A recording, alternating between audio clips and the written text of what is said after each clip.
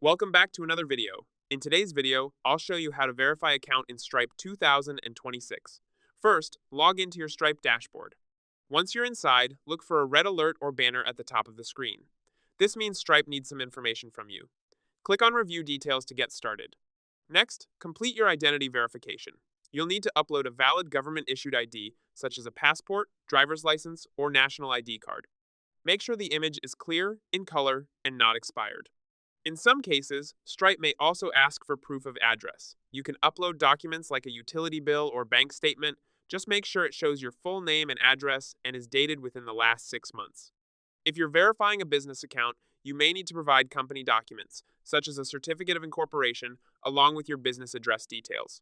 Stripe might also require you to verify your bank account to ensure payouts go to the correct account. Finally, if your business has owners with 25% or more ownership, you'll need to provide their details and ID verification as well. That's it. If you found this video helpful, don't forget to like and subscribe.